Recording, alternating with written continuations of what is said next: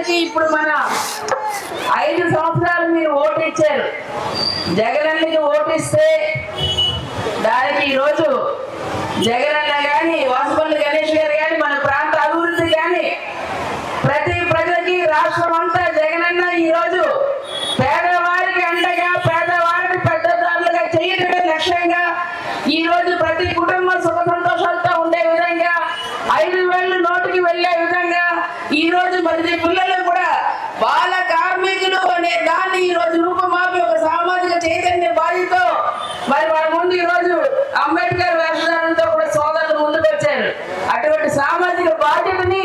నిజమైన ప్రజాస్వామ్యాన్ని ఈవేళ ఆరంభంగా సమానంగా చూసుకునే సమానత్వాన్ని సామాజిక సాధికారతని ఆ దిశగా ఈరోజు అడుగులు పెడుతున్న మరొక మనకి అభినవ్ అంబేద్కర్ గారుగా ఈరోజు ఆ ఆశయాన్ని ముందుకు తీసుకెళ్తున్న నిజమైన వారసులుగా ఇవాళ జగన్మోహన్ రెడ్డి గారు ఉన్నారు. దయచేసి మన అక్క చెల్లెమ్మలకు గతంలో 0 వడ్డీ రుణాలు ₹1,00,000 అంటే ఇప్పుడు 3 లక్షల వరకు తీసుకున్న 0 వడ్డీ వర్తింపజేసేటట్టుగా ఈరోజు దాన్ని పెంచి మా అక్క చెల్లెమ్మలు మరింత ఆర్థిక స్వావలంబన దిశగా వెళ్ళడానికి ఈరోజు ఇచ్చారు. ఇంకో పక్కనే విద్యా దీవెన వసతి దీవెన వాటికి కావాల్సినవన్నీ చేస్తూ మరో పక్కనే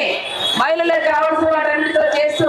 కళ్యాణం వస్తున్న దాన్ని కూడా 10th బ్యాచ్ చదువుకొని 18 సంవత్సరాలు దాటిన తర్వాత వివాహం చేసుకుంటున్న ప్రతి సోదరిమణికి కూడా అన్ని కులాలు మతాలు పార్టీలకు అతీతంగా ఎవరైతే వీళ్ళ అర్హులో వారందరూ కూడా ఈ రోజు ఇవ్వడానికి జగనన్న సిద్ధంగా అటువంటి కార్యక్రమాలు కూడా చేస్తున్నారు.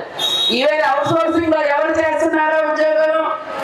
అక్క చెల్లెములు ఎవరున్నారో సోదరులు యువత ఉన్నారు. ఈవేళ చాలా మంది అవుట్ సోర్సింగ్ లో చేస్తున్న పెద్దవారు ఉన్నారు. వారందరూ కూడా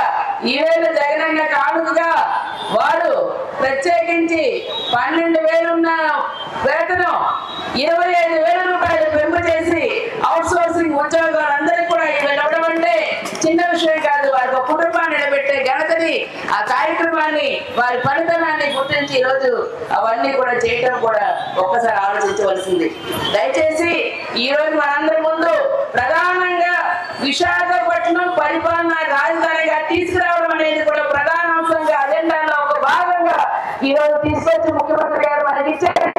మన ఉత్తరాంధ్ర దశ దిశ మారి విశాఖపట్నం పరిపాలన రాజధానితో విశాఖపట్నం మహానగరంలో ఏర్పడంతో ఇక్కడ పరిశ్రమలు, ఇక్కడ రోడ్లు, ఇక్కడ రహదారులు, ఇక్కడ పోర్టులు, ఫిషింగ్ హార్బర్లు, మెడికల్ కాలేజీలు, ఈరోజు ఐటీ సెర్చ్, టూరిజం లాంటివి అనేకమైనవి ఇక్కడ రావడంతో పాటు మెట్రో లైన్ లాంటిది కూడా ఈరోజు తీసుకొచ్చి ఇంటర్నేషనల్ ఎయిర్పోర్ట్ లాంటిది కూడా తీసుకొచ్చి దానికి సంబంధించినవన్నీ విశాఖలో ఉన్న ₹1,00,000 కోట్ల కూడా ఇక్కడ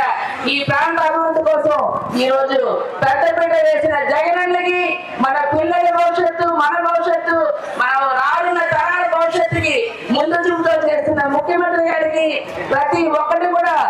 పేదలకి ఏదైతే కావాలో అదే అజెండాగా